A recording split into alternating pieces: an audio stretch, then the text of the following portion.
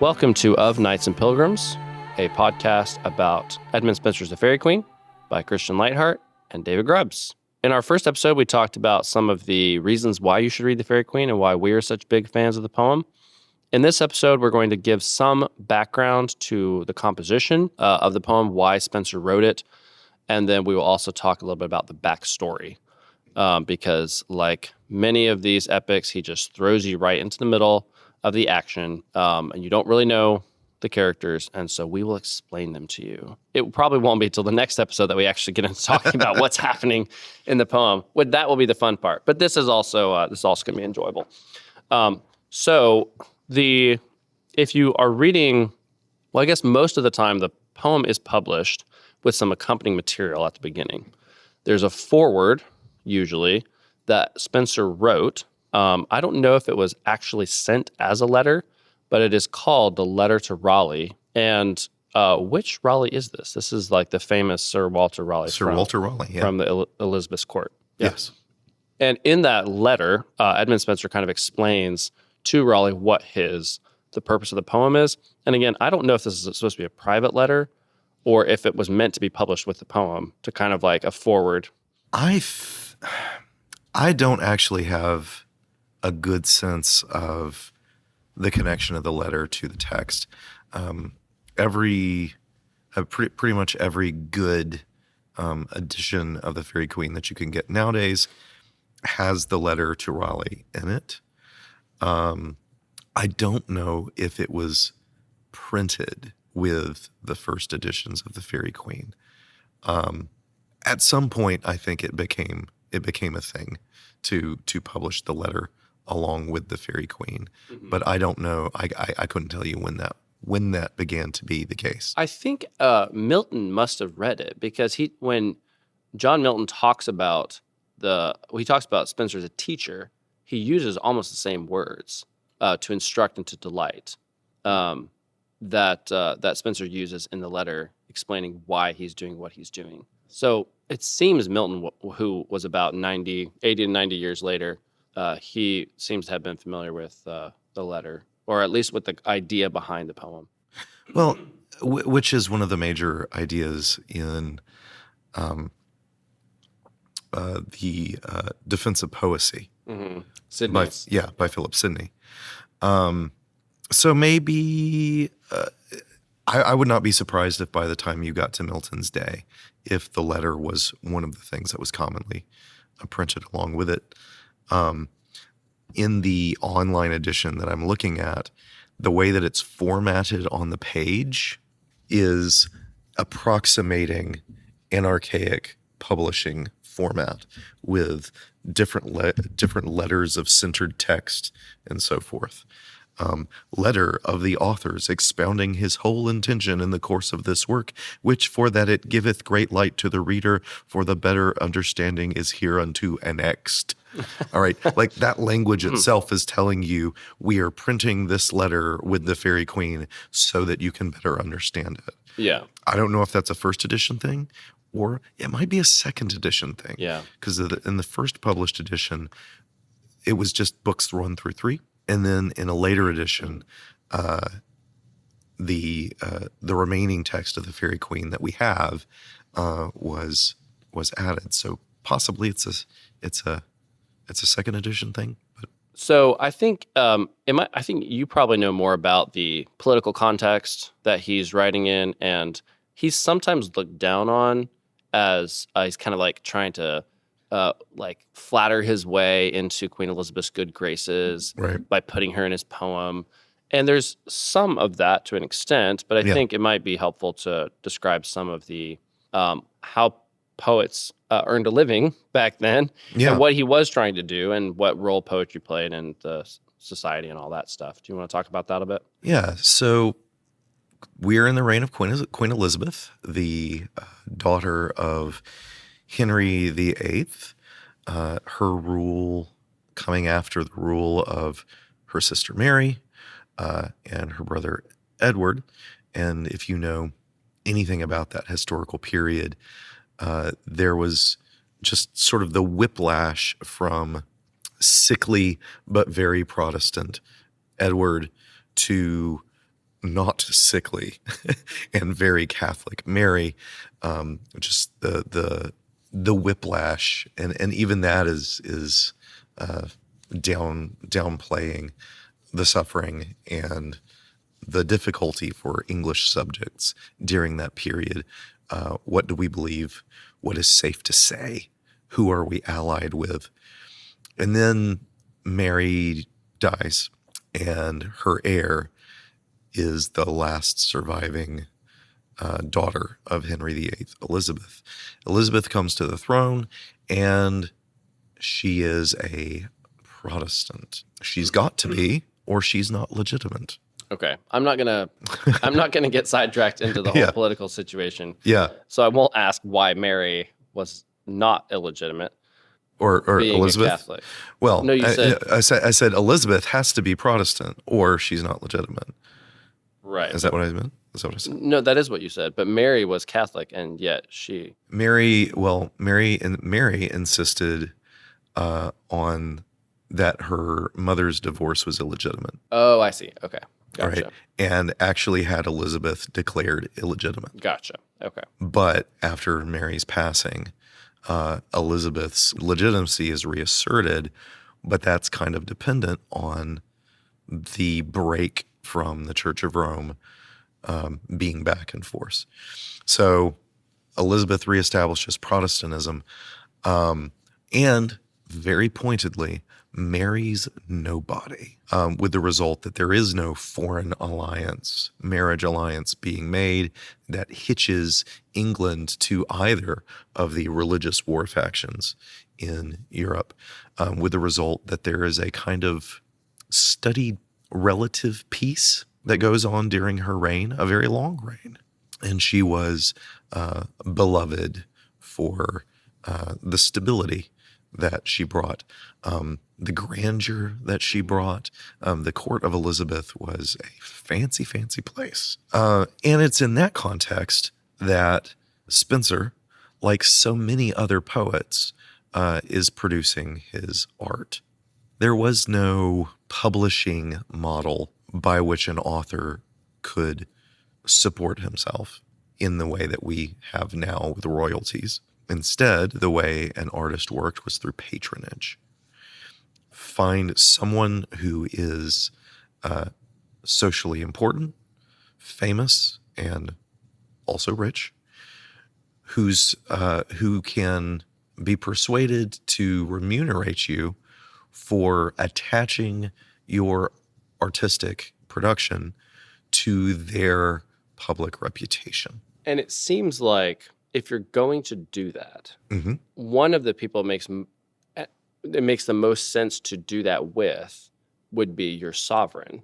Exactly. And I don't just mean financially or from a social security standpoint, but also because your sovereign, the ruler of your country, kind of does deserve some of as a subject, you would use whatever gifts you have in support of your sovereign as the representative of your country. It's not just some rich earl or something. Right. Some random guy. Mm-hmm. It's sort of, I think will probably come up again, the analogy between Virgil and Augustus Caesar, where there was clearly, Augustus had some political incentive. Like he had he needed the poem to go a certain way. Yeah.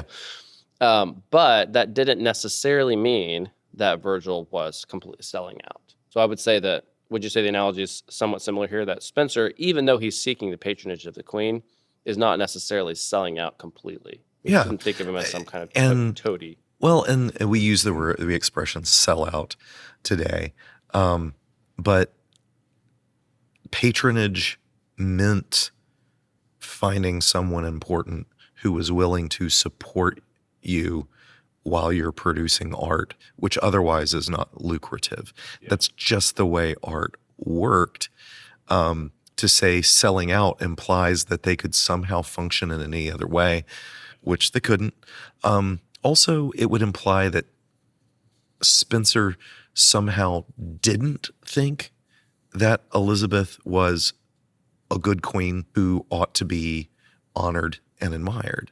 There is a way of speaking about Elizabeth in the Faerie Queene as this perfect paragon of virtue and beauty, which when it was, so the Faerie Queene is published in 1590, and Elizabeth I is born in 1533.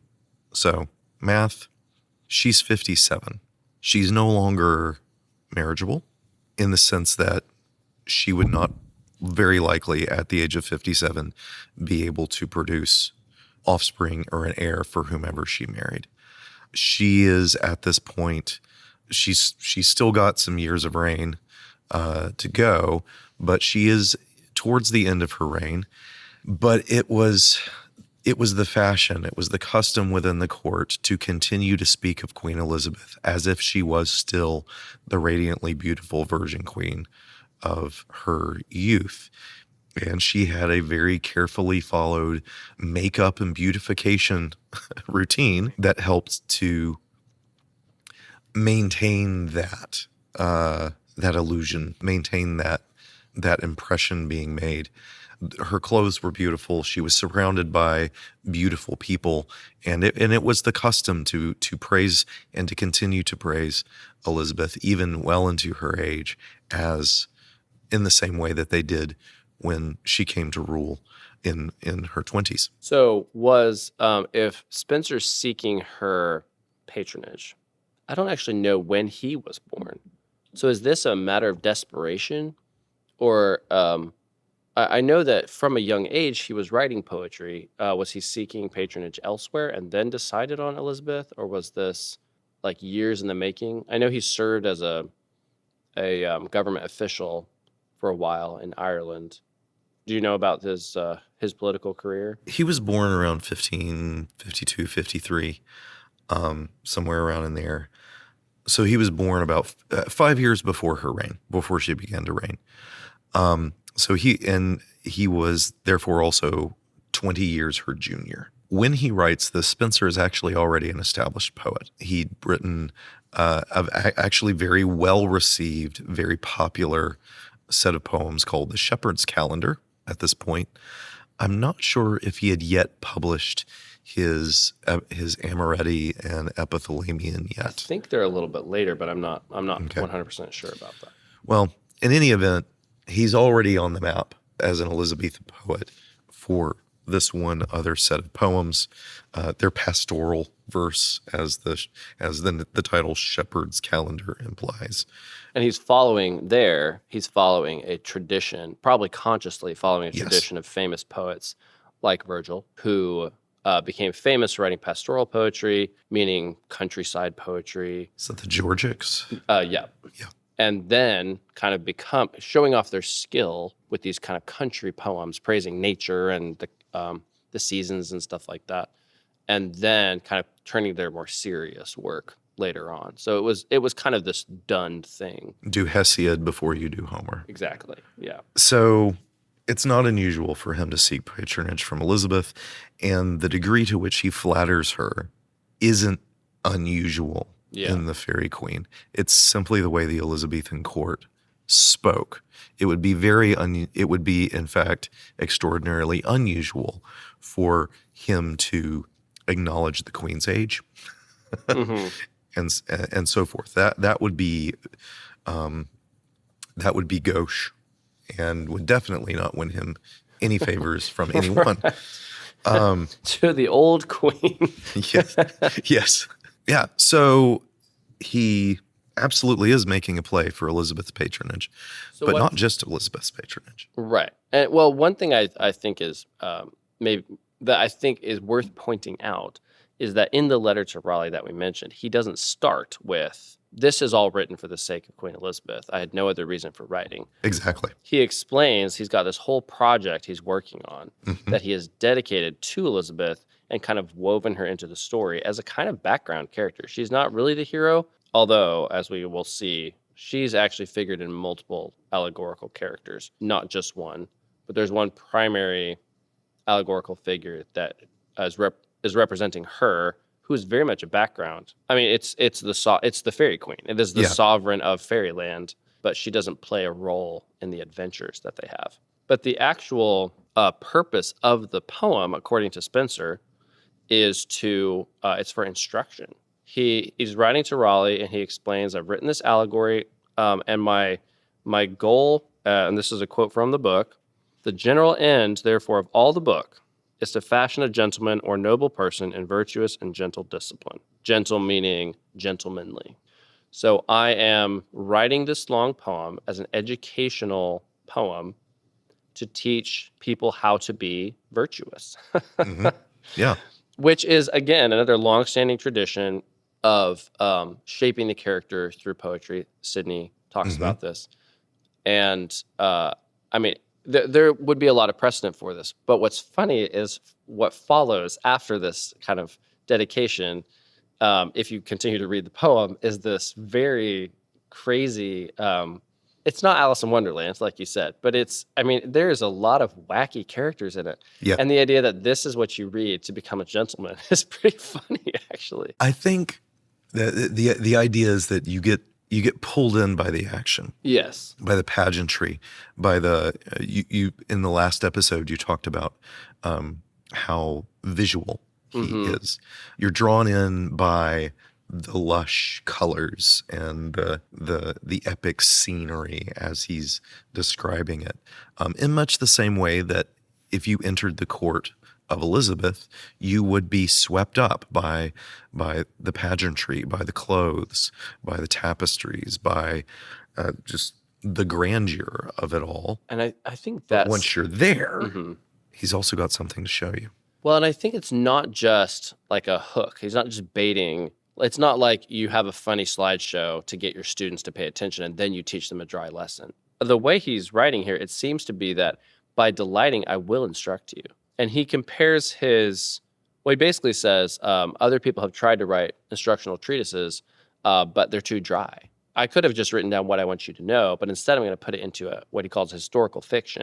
And he doesn't mean historical as in true, historical as in a narrative. This is things that happen in a certain way. And he compares it, he actually contrasts Plato and Xenophon, both of them trying to teach virtue. Plato in a descriptive way, here's my ideal city, and Xenophon in writing about Cyrus and the Persians and showing Cyrus as a model ruler that he wants you to imitate, aiming at the same thing. Here's how a society and a person should be ordered. But Spenser seems to think that Xenophon's method is more successful because it shows you an example and inspires you to imitate the example.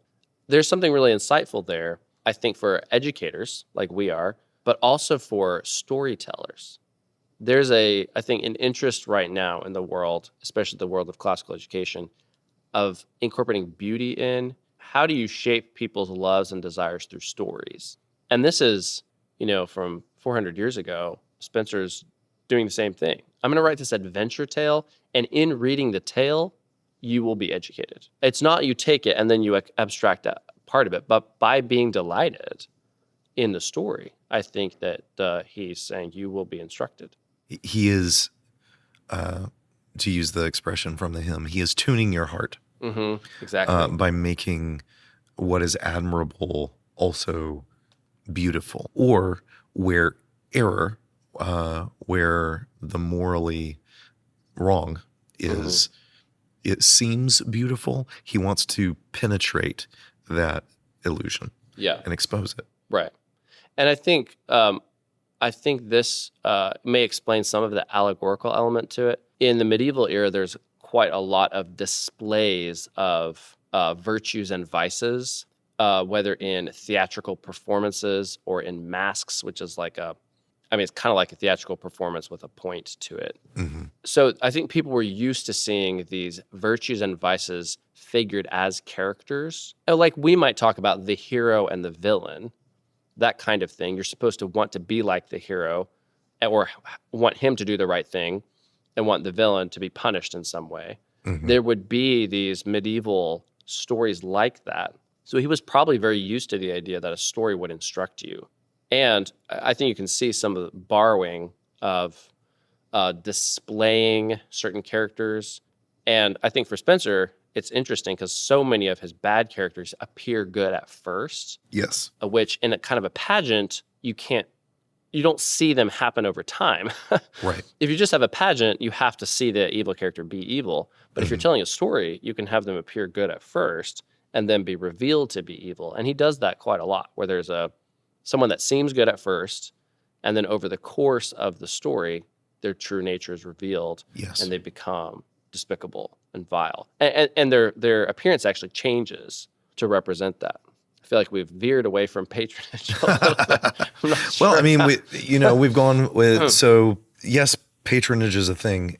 It's an inescapable thing for an artist in that time. But as you're saying, this letter demonstrates that the plan is not just to, kiss up to Elizabeth.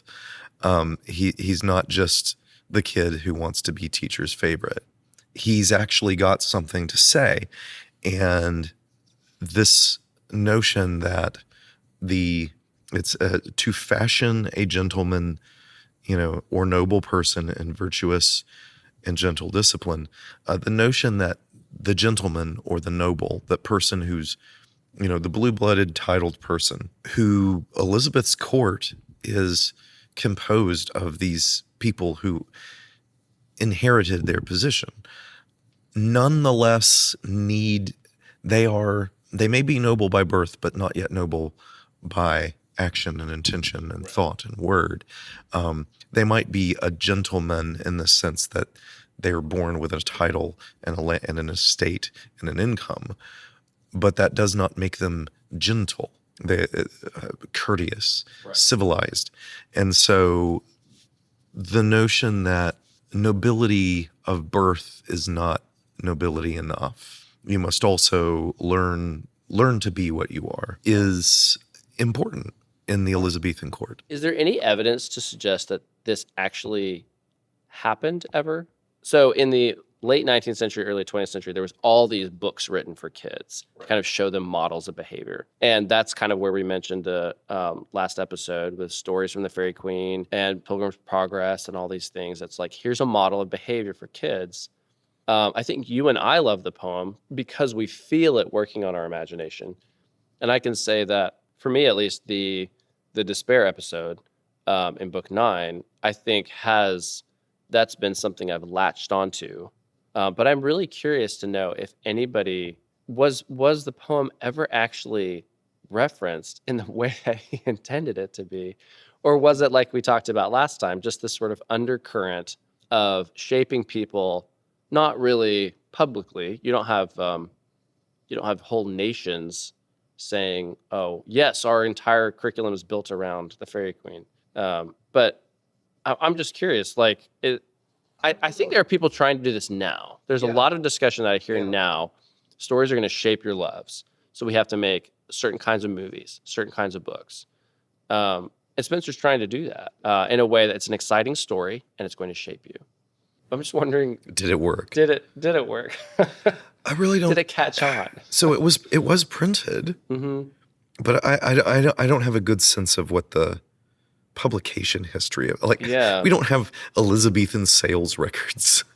So I do have I didn't want to get into secondary literature too much, but I do have this book, The Critical Heritage of Spenser. But it's mostly poets praising his poetic abilities, or scholars talking about, they came across the book. There's not very many people in here who talk about just how much they loved it as kids. Well, we know that it was successful, at least in one regard. It did actually win him patronage from Elizabeth. Now, he didn't get set up in a mansion for life, but he did get a modest annual stipend for having produced the Faerie Queene. And he did live in the fashion of a gentleman on an estate in Ireland. That was after the patronage. That was after. Oh, I thought he had composed the entirety of the Faerie Queene in Ireland. So you probably know more about this aspect of it than I do. Well, I know not. that his Irish experience had some influence on his poetry. Yeah. But I'm not, it may be in the later cantos. He was the secretary, I think. He was some kind of a functionary, not military, but I think something like a secretary under the the Lord who Elizabeth had tasked with subjugating a rebellion in Ireland. And so this is probably where we could use the input of one of those grad students we spoke yes. so negatively of in the last episode. They're the ones who could give us Spenser's biography. Here's all the historical background that we don't really know much about. Looking at it here, it was 10 years, so 1580, that he is in the service of Lord Grey. In Ireland. In Ireland. And the poem's not published first until 1590. Yes. So sometime between 1587 and 1589, he acquired his main estate, says Wikipedia. And then, so yes, he is writing this. He is writing this in Ireland. I'm pulling off of years ago memories, encountering somewhere the notion that he really wanted to come back to England. Yeah, I also have that. That the reason why he could afford to live in the way he did is because he was in Ireland, in the English colony in Ireland. It was cheaper cost of living was lower. It was cheaper to live. But that his preference would be to live in England with greater proximity to the royal court. I also have that impression. I can't remember where from. Yes, and that this was the Faerie Queene was part of an attempt to attract, to get back to the homeland. Get back to England, and possibly even get an entrance in court. He was not successful in that. He got a life pension of £50 a year. I'm not sure what that is. That doesn't sound with much. I'm not sure what that is. That's with a pound inflation, a week, roughly. Yeah. I'm not sure what that is with inflation. Wow. But I'm pretty sure it's not moved to the court. Right. So we talked a little bit about how Elizabeth shows up in the poem. And then there's fashioning of a gentleman, which is where different allegorical figures, virtues and vices represented as allegorical figures like pride, for example, or lust, show up as characters. Can you talk a little bit about the religious allegory? This is something I know very little about with the Catholic and Protestant. I know it has something to do with Mary and Elizabeth, just so that as we get through the book and you make reference to it, just a little bit of background on the Roman Catholic and Protestant history of the time.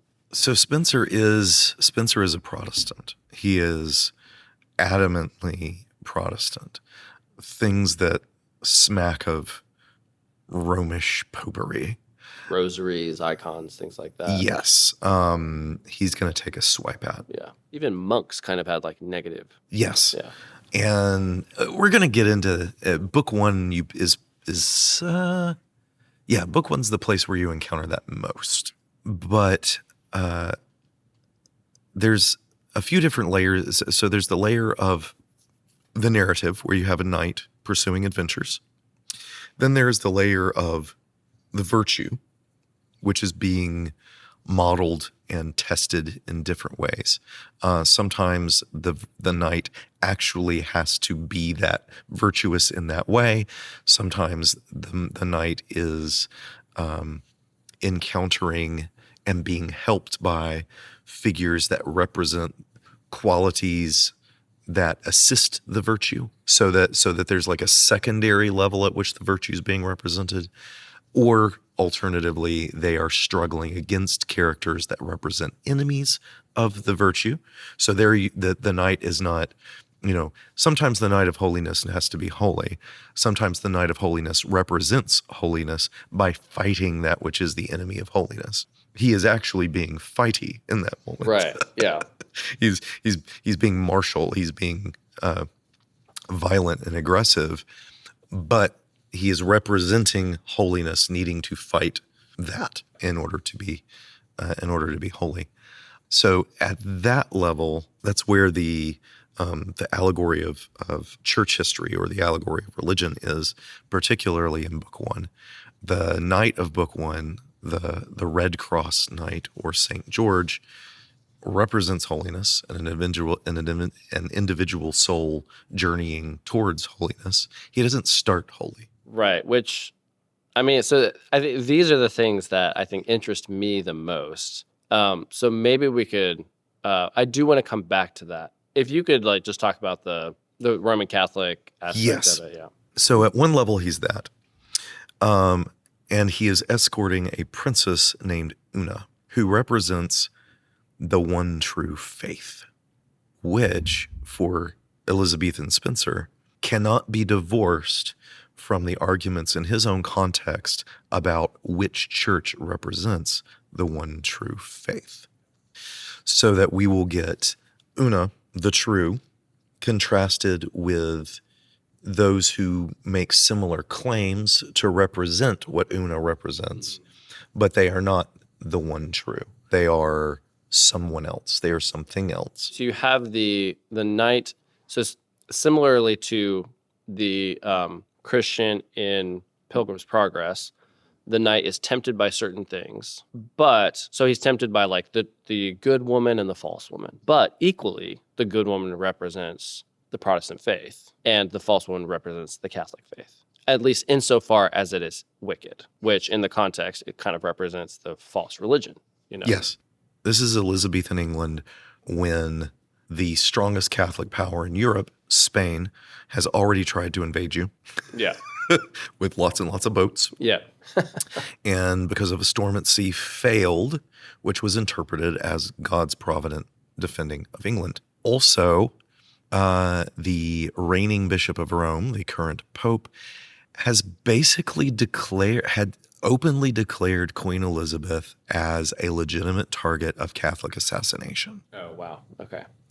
So that Catholic priests who went in secret in England, especially English Jesuits, were seen as not just people who were spreading a false version of Christianity, Catholic versus Protestant, but they were also seen as agents of the enemies of the crown, and therefore were captured where they could be and executed, not just as representatives of another church, but also as potential dissidents, as sowers of civil insurrection against the Queen. So it's a very real threat, not only to holiness, but also, I guess, to like England, England Yes. itself. Which is why it's so important that the Red Cross Knight is St. George of Merry England. Now, St. George historically wasn't English. Right. But this is not that St. George. This is a St. George who represents English Christianity. And so if you look at the narrative of Book One, he is initially loyal to the one true, but then is led astray to follow the imitation church. And so there's a goodly chunk of Book One where England has gone astray. England is always the defender of the faith, but the false church has led the eager defender of the faith to defend the wrong faith. Right. And there we've moved from Protestant versus Catholic theology claims into English church history. George becomes Henry VIII, who is the defender of the faith, who is initially an advocate of Rome, but then turns against Rome. Yeah. Right? So, yeah. When I hear these kinds of interpretations, I find them less interesting than the sort of like fashioning the loves and hates of a individual person. Because to me, like, if I want to go casually read The Faerie Queene this weekend, I'm not reading it for Elizabethan era politics. You know, I'm reading it for enjoyment, and reading it for like the resonance it has in myself. So in case anyone listening thinks that sounds a little bit like preachy, yeah, I hasten to add that if you think, oh, George represents England and England always wins because it's the defender of the faith, well, just read the book, because the Red Cross Knight is one of the lamest. I mean, he becomes cool later on, but he fails like almost at every turn. It's amazing. He barely wins. Even when he wins, he barely wins. I think Spenser is clearly writing out of love for his country and for his faith.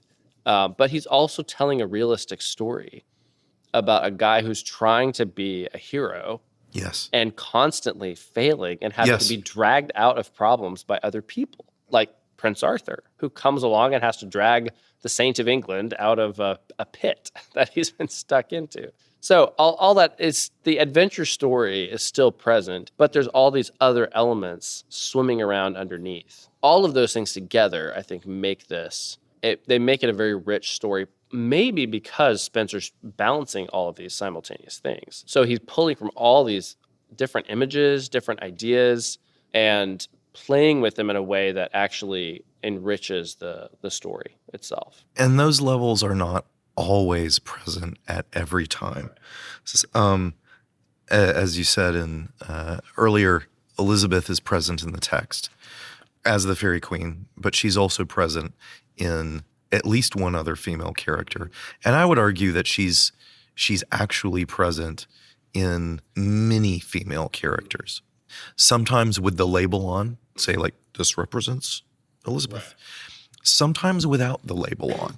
And you have to sort of know a little bit about her biography and the way her court functioned to be able to, for these shots to kind of come into focus and say, oh, there's Elizabeth again. You mentioned the kind of pageantry of the court, and and there's a I think very notable scene in book 1 with another queen whose court has quite a lot of pageantry, and she's represented as a sun as well, or at least a heavenly celestial body, and it's a very negative portrait and pulls no punches. So again, there's kind of this Virgil-Augustus relationship where Virgil's not opposed to criticizing Rome. Clearly he has the love of Rome is close to his heart. He's not going to slam dunk on Rome, but there are parts of the Aeneid that are very critical of Rome as it is, and I think Spenser's not above doing that too. Yeah, I think that's a great comparison. Virgil is obviously pro-Rome, and everything that is said explicitly about Augustus in the Aeneid is praise.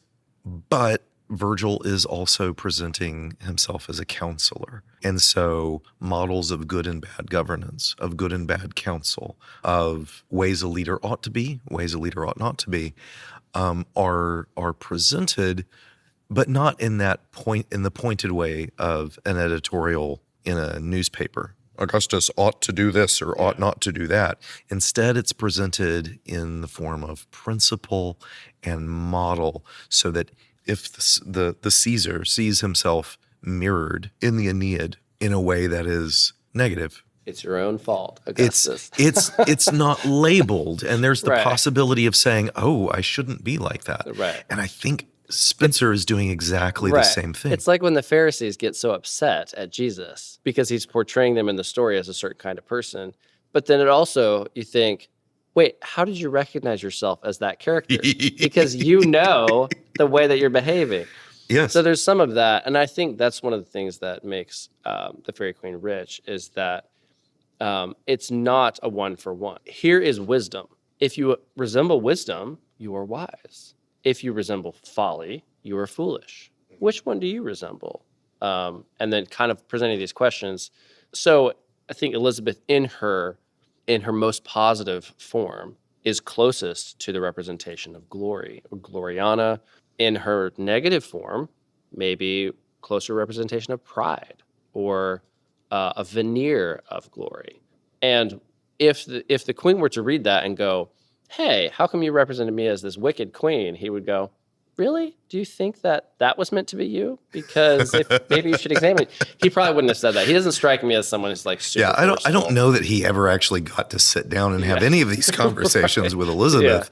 Did she even read it? I don't know. Well, I mean, this is the dedication to Elizabeth, and the fact that her picture shows up everywhere puts the Faerie Queene into another very popular later medieval and Renaissance genre of literature, which is called the counsel to princes genre, which is exactly what it sounds like. It's poets who are writing verse that is meant to be read by kings and princes and those in power, and to give them good advice on how to be better rulers.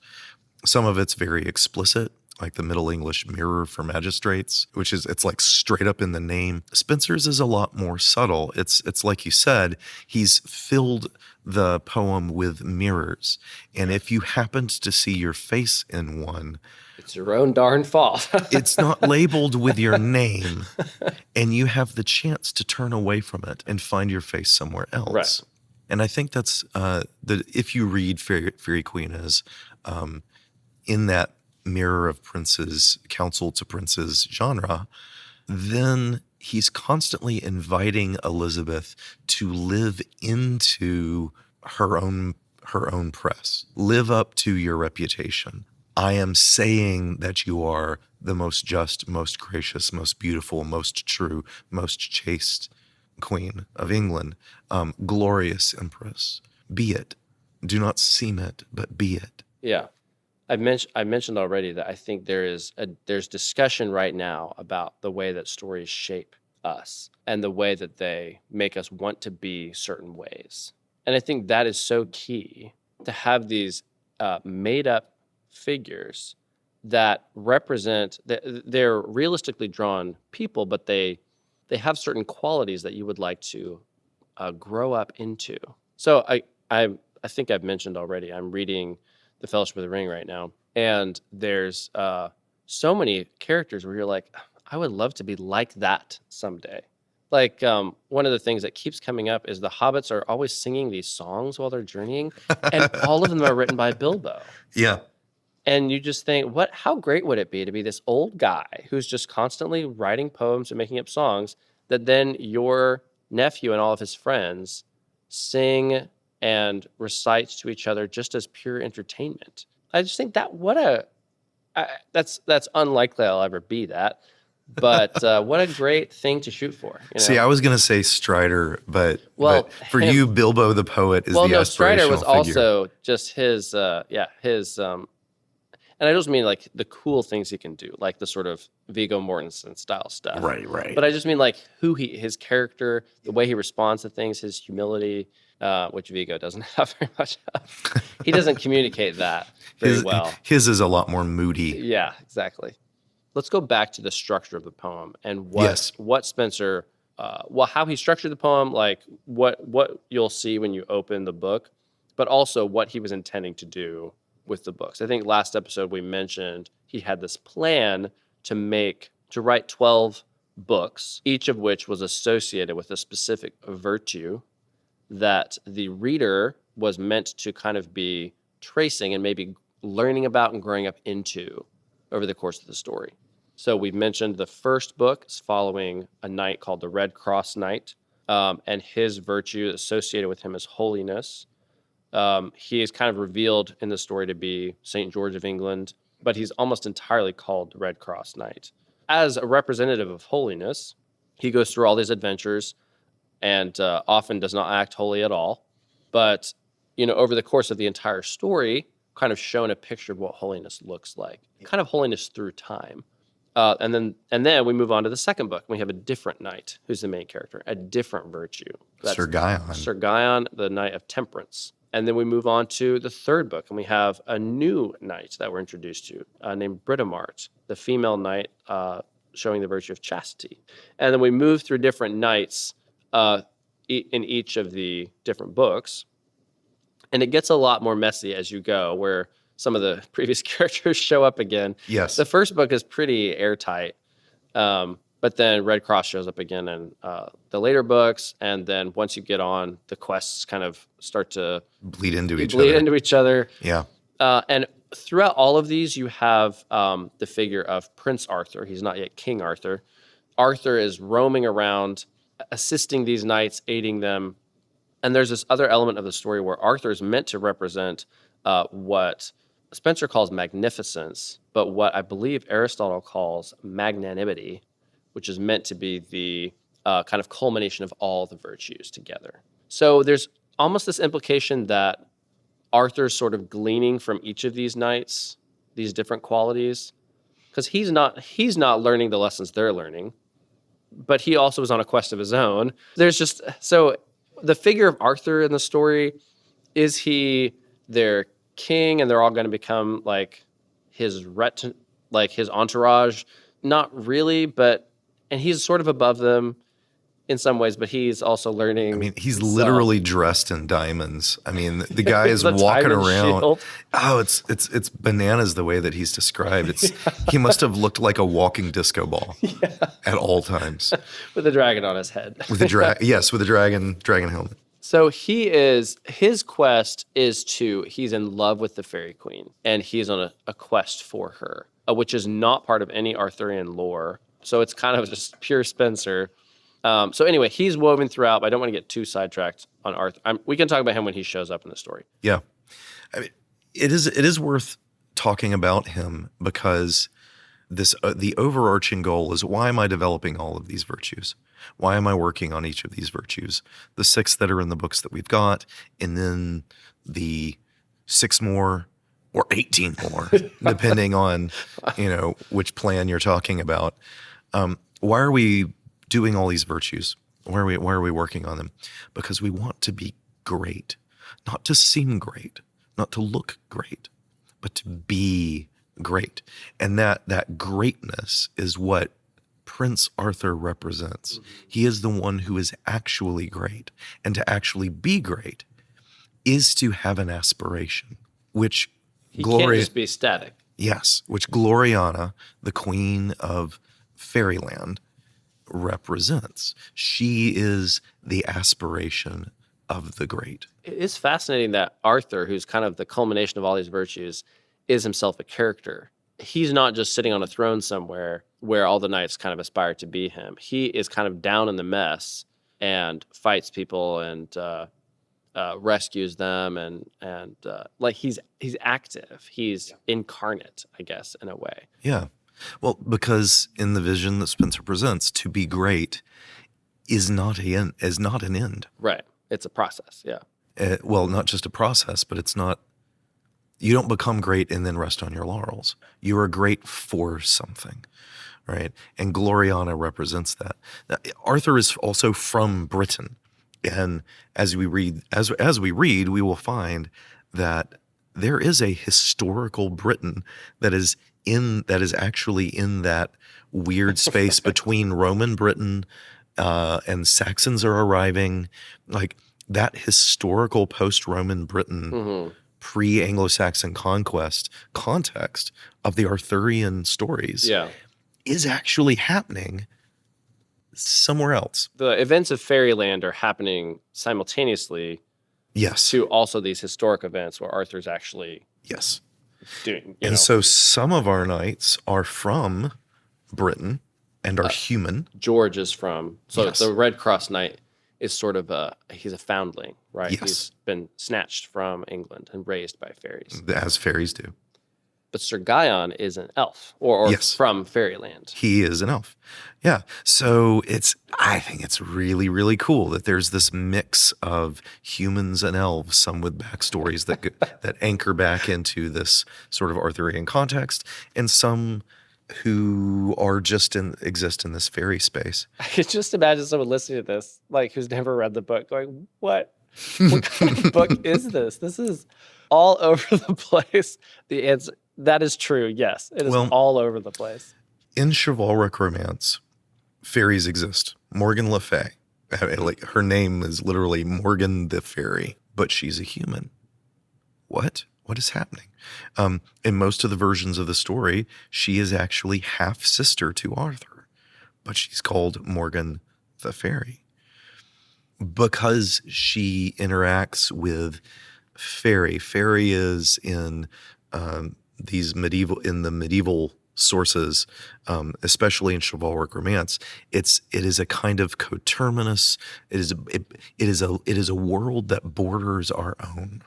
And you could find yourself stepping across that border into it at any point. You're walking through a lonely wood and you find a place that doesn't exist in those woods. Not normally, There's some of that in Phantastes. And a good modern example, if you can make it all the way through it, is Jonathan Strange and Mr. Norrell. There's that fairyland that is it's just right there. Yes. And if you misstep or you take the wrong turn, or the fairies sneak up on you, you might find yourself there and not able to get out.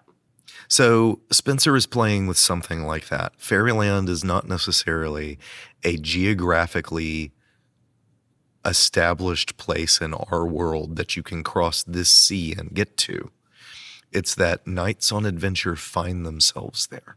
And it's as if they have ascended from this morally messy world that we live in, and they have ascended into a level in which the ideals become concrete realities, in which fraud, hypocrisy, pride, lack of loyalty cease to become things that your soul struggles with and become people that you can meet and fight and kill. Yeah. In some cases. Well, never mind. I don't want to get too off track.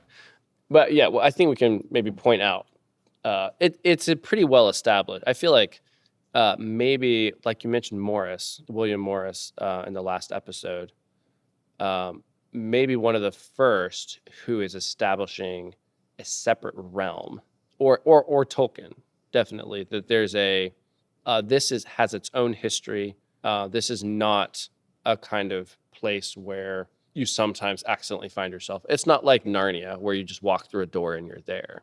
Middle Earth in Tolkien's world is like, no, it's got maps. It's its own boundaries. It's not happening coterminously with, you wouldn't accidentally find yourself in Middle Earth like you would in Narnia. It's maybe closer to Alice in Wonderland, except it's not a dream. Right. So there's, Phantastes is probably the closest.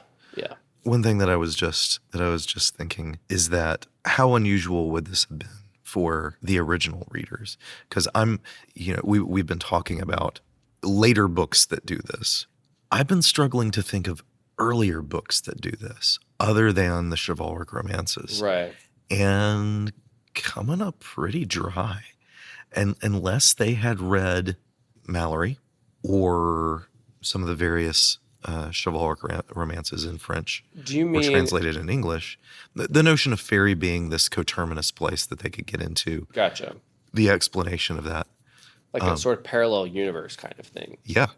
I mean, unless they'd read that, I can't think of where they would have gotten it. I'll see if I can track something down. It feels like an ancient idea that there would be some other realm that you could tap into, but why it had a resurgence in the Middle Ages, that's well. If you compare this to the other great Elizabethan, well, anyway, that era-ish text that has a fairy queen in it, Titania.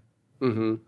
Well, I mean, that's very... Midsummer Night's Dream, they're not in a different world. They're in our world secretly. Yes. And there's definitely a kind of, you go into the woods at night, you're asking to be messed with by fairies. So you just don't go there. That's where the world of chaos is. And then you have to come back and everything's made right in the morning, basically. Spenser's Fairyland, these fairies are not in our world secretly. They have their own world with its own history, which in book 2, Sir Guyon actually reads. He does read, but we don't get to read it, do we?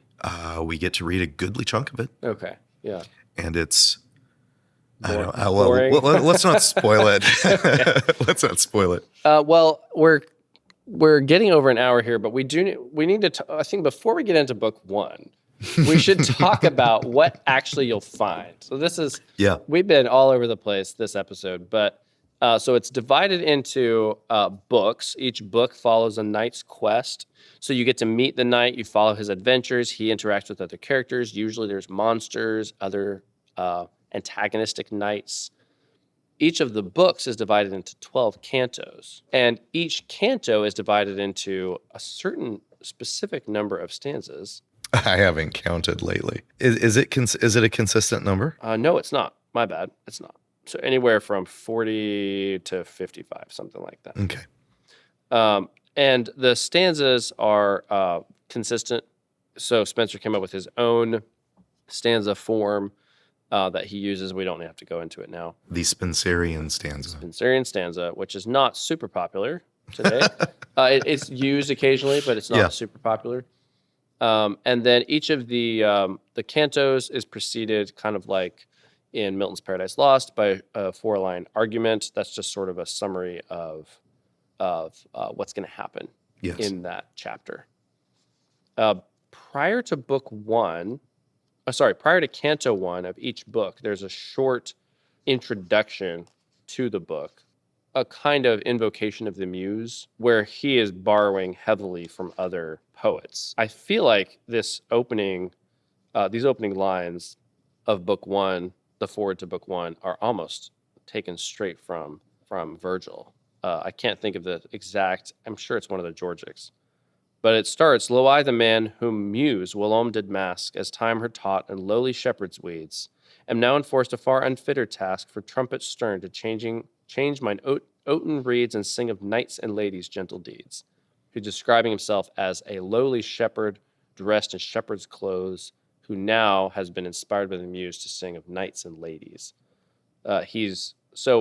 He basically, the common poet's claim of, I'm not fit for this task, but I'm going to do it anyway, because the muse has inspired me to do that. And even from that short taste, you can pick up on some of the archaic words. Weeds, meaning clothing. Whilom, meaning once upon a time, right? Or for a time, something like that. So yes, we're already into archaic language. What should we be looking out for as we get into Book 1? So each of the books, as you say, it has this introductory. There is an invocation of the muse, but it also establishes the themes that are to be enlarged in the book. And frequently there's a direct address to the Queen, as if the storyteller is once again getting the Queen's attention for the next phase. Also, the titles of the books. The first book of the Faerie Queene, containing the legend of the Knight of the Red Cross, or of Holiness. So, Book 2, the legend of Sir Guyon, or of Temperance. The legend of Britomartis in Book 3, or of Chastity. So he's very clear on what the theme of the book is going to be and who the protagonist is. You meet the protagonist of Book 1 and Book 2 right away. You don't meet the protagonist of Book 3 until some stanzas in to Canto 1, because it actually begins with characters from Book 2, right, as if they've just sort of kept wandering after the end of the book, and then she comes in from stage left.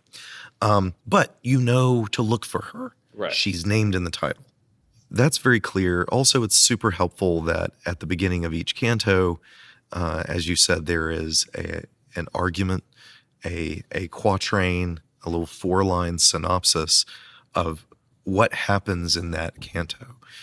I don't know who asked John Milton to write arguments at the beginning of the sections of Paradise Lost. My understanding is that they weren't there in the first edition, but they are in the second edition. But whoever that is a great benefactor to mankind. And whoever asked Spenser to write arguments, blessings upon them. Because very often you can get kind of into the weeds of the canto and have lost track of, where you're going and what the plot is. But you've got that little 4-line argument at the beginning that lets you know this is where the narrative is headed. Look for it. Canto 1, the patron of true holiness, foul error doth defeat. Hypocrisy him to entrap, doth to his home entreat. I'm like, okay, cool. This is what's gonna happen. We're gonna meet error. We're gonna meet a hypocrisy. Error wears her name, but hypocrisy doesn't. Right, which makes sense. Yeah. Yes, but you know to look for it. If Amazon ever did make this into a series, if they did not put the argument in white titles on a black screen, I think that would be a shame. There's something about the sort of quaintness of it that I think would preserve. I mean, they would never do that. They would want it to be action all the time. But something about I don't actually want to is... see Amazon's Faerie Queene. No, I don't either. But anyway, so are we ready to? I think that might be the end of the introduction. We talked about a lot of stuff, and I think we're kind of expecting that. So the next episodes will be commentary on things we've assumed people have already read, right? Yeah. So now the task of any listeners is to read Canto 1 of Book 1 or to listen to the LibriVox recording by Thomas Copeland. And if you're listening, blessings upon your head. Indeed. Yeah. Okay, I think that's it.